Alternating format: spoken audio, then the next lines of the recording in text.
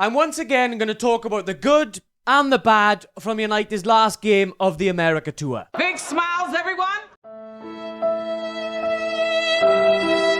And after the highs of the Bournemouth game, we didn't expect to have it all plain sailing, did we? But at least it was a good test for Amorim in pre-season, and it was a reality check as to where United currently are. Starting with what I liked, and in that first half, the fluidness of United's attack, it was cutting through like a hot knife through butter. The rotations between Fernandes and Mbeumo, Ahmad and Cunha, it was a far cry from the rigid system that we saw a lot of the time from Amorim last season.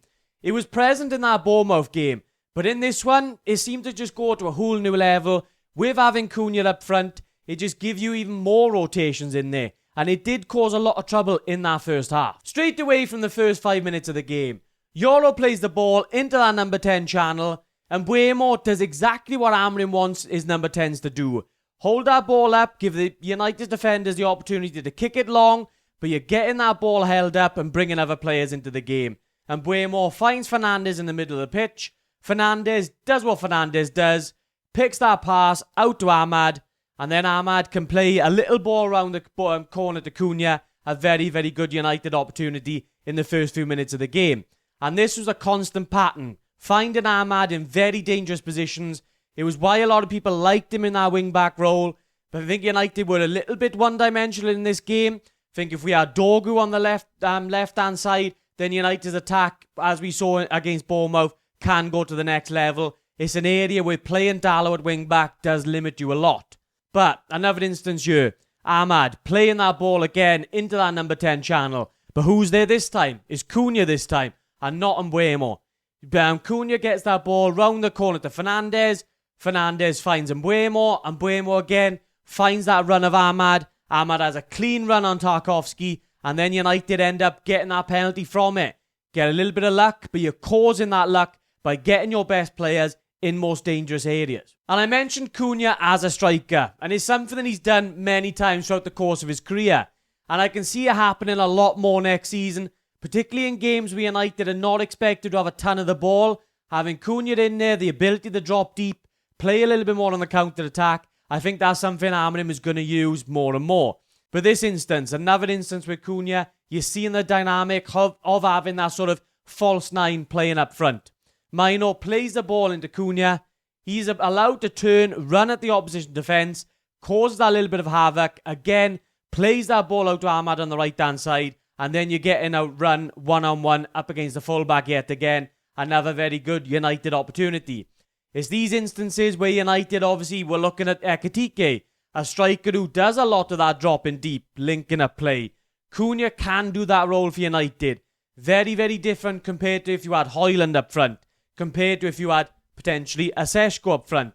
Very different dynamic. So I think United will use that dynamic of having Cunha in that striker role, I think a few times next season. All of these instances of United's fluid attack did come in the first half. The second half, things just got wholly more disjointed and scrappy, and Mount's cameo was nice, but apart from that, there wasn't really much to report in that second half. But next up, I want to talk about United's out-of-possession shape, and Mbeumo would straight away act as that second striker, the same as what Mount did in that last game, creating that 4-4-2. But in this one, the spacings just seemed a little bit off. There was definitely a lack of energy compared to the last game, and there was a lot of people out of position to make this 4-4-2 work in this game, and that's what I think a few tweaks are definitely needed. I want the system to continue, but Amorim has to just fine-tune it a little bit. But these were the instances where I saw a lot in that United, particularly in the first half, before the game just got really disjointed. United in that clear 4-4-2 shape, and Mbeumo in that second striker role, alongside Cunha, Fernandes dropping in as that left mid. But what you can see from it, there wasn't a ton of pressure on the ball. Fernandes and Ugarte sometimes not communicating well enough when Fernandes should have been pushing out more to that left wing spot. It gives them, the Everton players, a little bit more opportunity, more time on the ball to be able to play these passes in behind United's defence. This was the disallowed goal. Obviously, it was offside, but it was a warning sign for United. But you can see the amount of players that are playing out of position in this system. Obviously, Dalot playing on the left-hand side, I just don't like it. But you've got Fernandes playing as the left wing. You've got Dalot at left back. Shaw playing as one of the two centre-backs. You've got Yoro as a right back. I mean, to make that system work, you have to obviously have players that can play in multiple different positions. But it just felt like with this particular starting 11, there was a lot of players playing particularly out of position, and I'm not sure how well that works really. But the 4-4-2 shape is definitely something I still want Amorim to stick with. It's definitely worked more often than not, and it's better than some of the alternatives that we've seen with sticking with a 5 at the back system.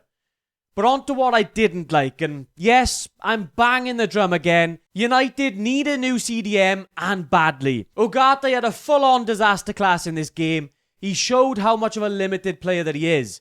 And the Casemiro cameo didn't go unnoticed for me either. Fernandes took the limelight in this situation, trying to hack and die down. But what was Casemiro doing? I can't believe Sekou Kone didn't get any minutes during this tour, given how bad United's options are. Same with Collier, we didn't see much of him either. Is Amorim just trying to prove to United's board how much we need a midfielder? We're chasing a striker so desperately, but I can't see how that's so urgent.